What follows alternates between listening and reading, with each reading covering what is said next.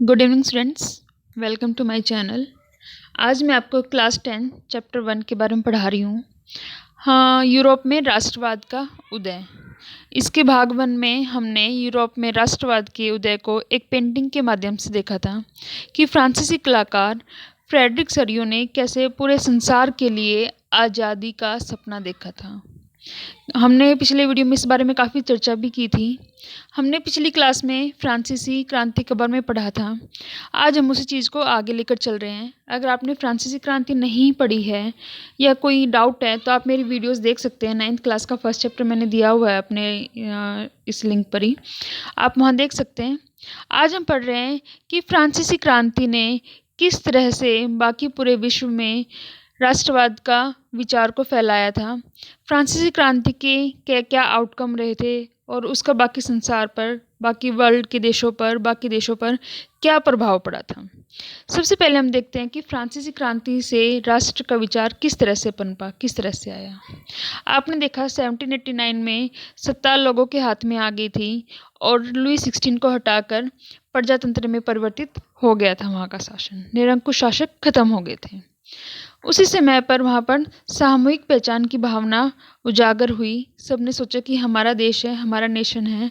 आपने पढ़ा भी होगा कि किस तरह से आम नागरिक भी स्वयंसेवी के रूप में सेना में जाकर भर्ती होना शुरू हो गए थे, क्योंकि उनको लगता था कि ये हमारा राज है, प्रजातंत्र है। आपने इसी टाइम पे पढ़ा होगा कि किस तरह से नेपोलियन बोनापार्ट आया था। लेकिन क्या उससे पहले हमारे मन में हमारे देश के लिए सामूहिक पहचान थी? नहीं, वहाँ उस वर्ग में केवल व्यक्ति अपने लिए कार्य करता था, ना कि राष्ट्र के लिए।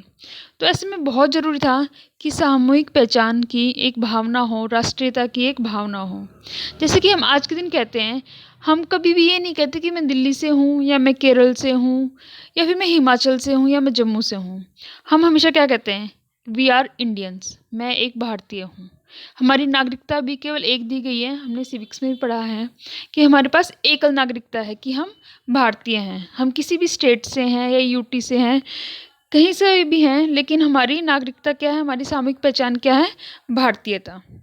ठीक इसी तरह की भावनाओं को उजागर करने के लिए बहुत सारे कदम उठाए गए उस समय पर, कि सभी में राष्ट्रीयता की भावना हो और सामूहिक पहचान की भावना हो, कि हम सब एक हैं। इसके लिए बहुत से कदम उठाए गए, जिसमें पहला कदम था पितृभूमि और नागरिक जैसे विचारों को लाया गया। नया फ्रांसीसी झंडा जिसने राजध्वज का स्थान लिया। हम भी जैसे तिरंगे के लिए पूरा देश एकजुट हो जाता है, चाहे केरल से हैं, चाहे नॉर्थ इंडिया से हैं, चाहे ईस्टर्न है, चाहे वेस्टर्न है, हम सभी क्या करते हैं? अपने तिरंगे से उतना ही प्यार करते हैं। इस तरह से फ्रांसीसी झंडा बनाया गया, जिसे राजध्वज का नाम दिया गया। सक्रिय नागरिकों द्वारा स्टेट जनरल बनाया गया, जिसका नाम बदलकर नेशनल असेंबली रख दिया गया। हमने जैसे पढ़ा था कि जो 25 वर्ष से अधिक के व्यक्ति हैं, वे व्यक्ति, और जो 3 दिन की सैलरी के बराबर अपना टैक्स पे करते हैं, वे व्यक्ति मिलकर एक स्टेट जनरल बनाया, जिसका नाम बदलकर क्या रख दिया गया? National assembly. ये क्या था? ये लोगों को रिप्रेजेंट कर रहा था। वहाँ का जो तीसरा समूह था, जो वहाँ का सामाजिक वर्ग था, उसको रिप्रेजेंट कर रहा था। नेशनल असेंबली से आज हम संसद हमें रिप्रेजेंट करती है।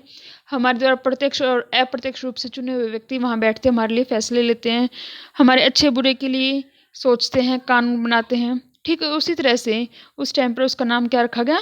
नेशनल असेंबली रखा गया।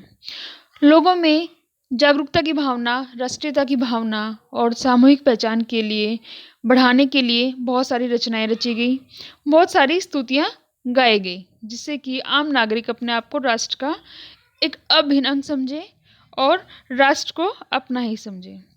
एक केंद्रीय प्रशासन व्यवस्था लागू की गई। यह बनाया गया कि सभी जगह समान कानून होगा। ये नहीं होगा कि जैसे हमारे यहाँ है, हमारे यहाँ क्या होता है, मान लीजिए जो अगर मर्डर करने के लिए कोई सज़ा यहाँ पर दी जा रही है, मान लीजिए 3 साल की सज़ा या 4 साल की सज़ा दी जा रही है, तो आप केरल में जाके मर्डर करोगे तो वहाँ पर भी यही सज़ा दी जाएगी। एक पूरे एडमिनिस्ट्रेशन को सेंट्रलाइज्ड कर दिया गया, हर तरफ सेम कानून दिया गया। अगर हमारे यहाँ 18 वर्ष का व्यक्ति वोट दे सकता है, तो दूसरे राज्यों में भी यही है, चाहे वो कर्नाटक चला जाए, तमिलनाडु चला जाए या गुजरात चला जाए। वहाँ जाने के बाद भी हर एक व्यक्ति को जो 18 वर्ष का होगा उसे वोट देने का अधिकार प्राप्त होगा। इस तरह से क्या हुआ? इस तरह से ये हुआ कि सभी जगह एक जैसी प्रशासन व्यवस्था लागू की गई। सभी नागरिकों के लिए समान कानून बनाए गए। जैसे हमने पढ़ा था कि राजा निरंकुश था, उसने पादरी और कुलीन वर्ग को अलग से कानून दिए गए थे, उन्हें विशेष अधिकार दिया गया था जन्म के आधार पर, और तीसरे वर्ग को इस तरह के अधिकार प्राप्त नहीं थे। लेकिन अब क्या किया कि सभी के लिए समान कानून बनाए गए, सभी नागरिक समान हैं तो कानून के समान भी समक्ष हैं। अगर मैं कोई गलती करती हूँ, मेरे लिए जो जितनी पनिशमेंट दी जाएगी, अगर पीएम भी कोई गलती करता है तो उसके लिए भी उसको वही सजा दी जाएगी। कानून के सामने, कानून के समक्ष सभी समान हैं। कोई पोस्ट या किसी भी तरह से वर्ग के आधार पर, जाति के आधार पर या डेजिग्नेशन के आधार पर उसको रियायत नहीं दी जाएगी। आंतरिक आयात निर्यात शुल्क समाप्त कर दिए गए। यह इस तरह से किया गया, मान लीजिए एक स्टेट से दूसरी स्टेट में जाते हैं तो हमें सीमा शुल्क देना होता है, लेकिन आयात और निर्यात शुल्क को समाप्त कर दिया गया कि हम अपनी वस्तु को अपने ही देश में एक जगह से दूसरी जगह पर आराम से बेच सकें। ये इसलिए किया गया ताकि जो छोटे उद्योगपति हैं, लघु उद्योगपति हैं, वो भी अपने सामान को अच्छे से बेच सकें। ठीक है। भार तथा नापने की एक इकाई शुरू की गई। सभी जगह एक जैसे वजन की इकाइयाँ शुरू की गई। ये नहीं है कि आप मान लीजिए आज यहाँ मार्केट में आप 1 किलो अनाज ले रहे हैं, आपने अनाज तुलवा लिया, उसने किसी भी ईंट का प्रयोग करते हुए, बट्टे का प्रयोग करते हुए उसने आपको 1 किलो दे दिया। आप जा रहे हो दूसरे स्टेट में, वहाँ जाकर आप उसको तुलवा रहे हो तो वो आधी किलो निकल रहा है, उसके लिए आधी किलो कितने के बराबर है? 1 के बराबर है। तो ये सब चीज़ें समाप्त की गई और क्या किया गया कि हर जगह पर भार और नापने की एक ही स्टैंडर्ड इकाई शुरू कर दी गई, जिससे पूरे देश में सामूहिकता की भावनाएं, राष्ट्रीयता की भावना पैदा हो सके। इसके लिए जो छोटी छोटी भाषाएं थी, रीजनल लैंग्वेज थी, उनको ख़त्म करने की कोशिश की गई और एक भाषा को ही राष्ट्र की साझा भाषा बनाया गया। मान लीजिए मैं हिंदी बोलती हूँ, मेरे साइड में बंगाली हैं, मेरे ऊपर केरलाइट हैं और मेरे सामने अवधी बोलने वाले हैं, तो क्या हम में साझा, क्या अपनापन पनप पाएगा? नहीं। तो इसलिए क्या गया कि वहाँ पे एक भाषा को राष्ट्रभाषा बनाया गया कि सभी की साझी भाषा है, वो सभी उसका प्रयोग करें। ऐसे बहुत से कार्य किए गए जिससे जनता आपस में मिलजुल सके, अपनी समस्याओं को रख सके और इसके साथ ही साथ वो अपने एक ज्योग्राफिकल एरिया को, एक भौगोलिक क्षेत्र को अपना समझ सके, अपने भूभाग पर अपना अधिकार समझ सके कि मेरा राज्य ही मेरा नहीं है बल्कि पूरा देश मेरा है। जैसे आज हम दिल्ली को सिर्फ अपना नहीं मानते, हम क्या कहते हैं? मेरी पूरी इंडिया मेरी है। हम देखते हैं कि अगर आसाम में या फिर उड़ीसा में कहीं पर भी बाढ़ आती है तो पूरा देश इकट्ठा हो जाता है, वहाँ पर अलग अलग तरह के कोष देते हैं, कोई राशन लेके जाता है या फिर कोई पैसे की मदद करता है, लेकिन पूरा देश उस समय उस राज्य के साथ खड़ा हो जाता है उसकी समस्या का समाधान करने के लिए। ऐसे ही क्या हुआ, फ्रांस से बाहर निकलकर यूरोप के दूसरे देश हॉलैंड, बेल्जियम और स्विट्जरलैंड में ये सारी बातें फैल गई। दूसरे देशों में भी जैसे हमारे यहाँ राजनीतिक दल की स्थापना हुई थी, जैकोबिन क्लब की स्थापना हुई थी, ठीक इसी प्रकार से दूसरे देशों में भी राजनीतिक क्लबों की स्थापना की जाने लगी। वहाँ पर भी प्रत्येक व्यक्ति, प्रत्येक वर्ग एक क्लब का मेंबर बनने लगा और अपनी अपनी विचारधाराओं को रखने लगा। दार्शनिक विचारधाराएं, जागरूक करने वाली विचारधाराएं, सभी पर वहाँ पर भी इसी तरह से बहस होने लगी। वहाँ पर भी सभी अपने अधिकारों को समझने लगे। फ्रांस की सेना ने इस विचार को और आगे बढ़ाया और इस कार्य में और ज़्यादा हेल्प की।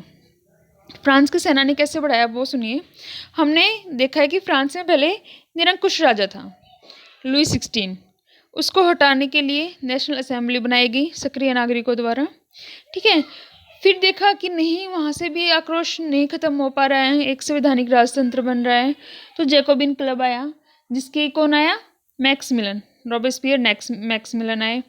वहाँ से शासन कहाँ गया? डायरेक्टरी के हाथों में गया और वहाँ से शासन कहाँ गया? नेपोलियन के हाथों में आ गया। अब ये नेपोलियन कौन था? नेपोलियन बोनापार्ट मिलिट्री के डिक्टेटर थे जो निरंकुश शासन को वापस ले आए। और निरंकुश शासन को वापस ले आए तो क्या हुआ? उसने अपने आसपास के एरिया को कब्जा करना शुरू कर दिया। फ्रांस अपने आसपास के जितने भी एरिया थे उन पर आक्रमण कर दिया और उनको जीतना शुरू कर दिया। और इसी के साथ फ्रांस की जो सेना थी उसने राष्ट्रवाद की भावना को और आगे बढ़ाया। हम इसे नेक्स्ट वीडियो में पढ़ेंगे कि किस तरह से फ्रांस की सेना ने इन सब चीज़ों को आगे बढ़ाया और किस तरह से नेपोलियन बोनापार्ट एक निरंकुश शासक होते हुए भी एक अच्छा प्रशासन लेकर आए। ठीक है बेटा, अगर आपको अच्छे लगे तो प्लीज़ आप इसको सब्सक्राइब करना और आगे की वीडियो के लिए जुड़े रहें।